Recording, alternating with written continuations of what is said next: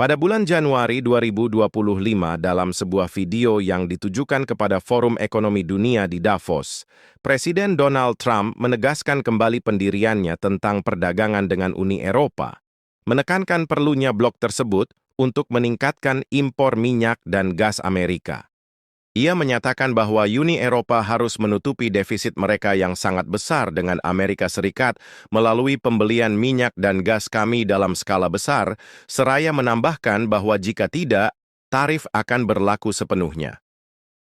Trump juga mengkritik praktik perdagangan dan kerangka regulasi Uni Eropa, khususnya yang memengaruhi perusahaan teknologi Amerika Serikat, dan mendesak Uni Eropa untuk mengurangi beban regulasinya, serta meningkatkan pengeluaran pertahanan, dengan menyarankan agar negara-negara anggota berkontribusi 5% dari PDB mereka untuk NATO, dan menyerukan deregulasi yang agresif di dalam Uni Eropa untuk merangsang pertumbuhan ekonomi.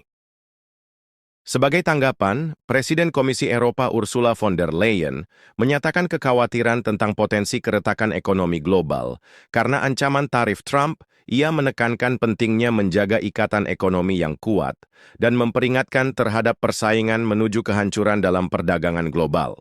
Dan sebagai pemimpin Uni Eropa, ia kini dituntut harus waspada untuk membuat presiden dengan menyerah pada tuntutan tersebut, yang dapat mendorong pemaksaan ekonomi lebih lanjut. Ancaman Trump telah menimbulkan kekhawatiran tentang potensi perang dagang antara Amerika Serikat dan Uni Eropa, di mana Uni Eropa tengah berjuang menghadapi krisis energi yang makin memburuk menyusul berakhirnya transit gas Rusia melalui Ukraina.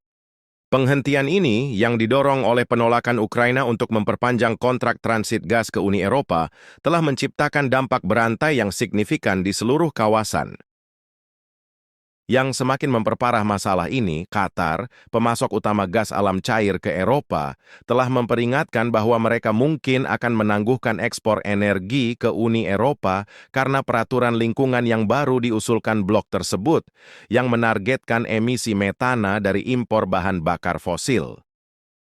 Krisis yang memiliki banyak sisi ini telah menyoroti kerentanan Uni Eropa dan melemahkan persatuannya dalam menghadapi tekanan geopolitik yang semakin meningkat. Penghentian transit gas Rusia telah menyebabkan gangguan langsung pada pasokan energi, khususnya di negara-negara Eropa Tengah dan Timur. Hongaria, Slovakia, dan Austria yang sangat bergantung pada gas Rusia yang dikirim melalui jaringan pipa Ukraina telah menjadi negara-negara yang paling terpukul. Kurangnya rute alternatif dan terbatasnya infrastruktur LNG di kawasan tersebut memperburuk masalah, sehingga memaksa beberapa negara untuk mengandalkan cadangan gas dalam jumlah besar.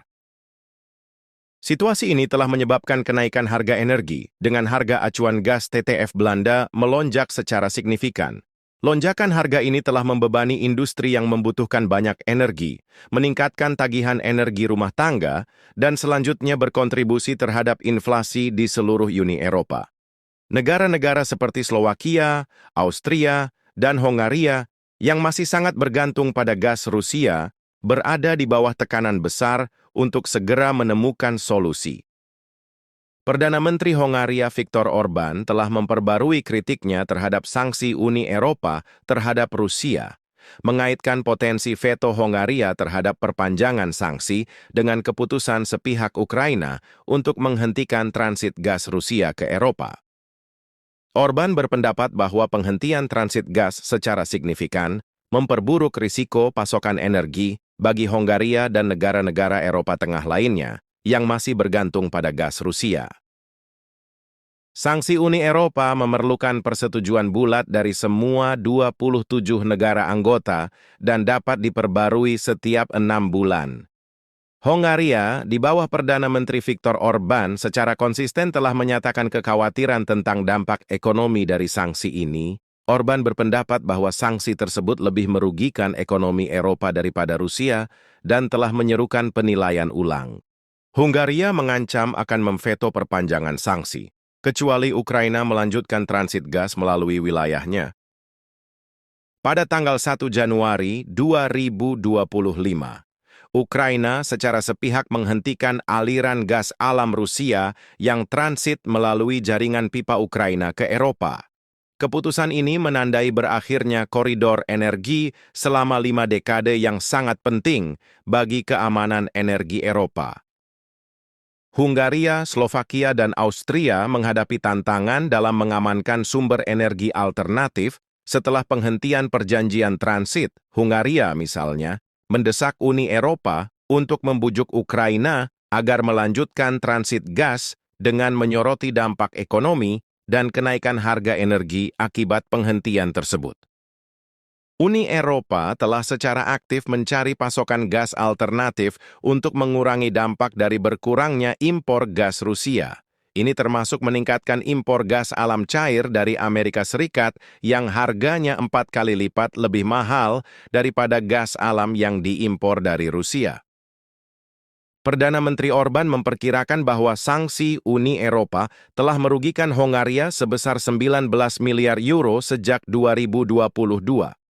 Menanggapi tantangan ini, Orban telah menguraikan beberapa kondisi khusus untuk dukungan berkelanjutan Hongaria terhadap sanksi Uni Eropa terhadap Rusia.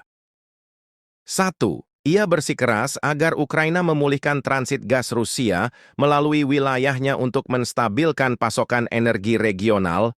2. Orban mencari jaminan bahwa Ukraina tidak akan melakukan tindakan yang dapat menghambat impor energi Rusia ke Hungaria. 3. Ia menuntut langkah-langkah untuk melindungi infrastruktur transit yang ada dari potensi aksi militer atau sabotase guna memastikan aliran energi tidak terputus. Tuntutan ini menggarisbawahi ketergantungan kritis Hungaria pada energi Rusia dan menyoroti tantangan yang lebih luas yang dihadapi Uni Eropa dalam mempertahankan sikap bersatu terhadap sanksi di tengah berbagai kepentingan negara-negara anggota.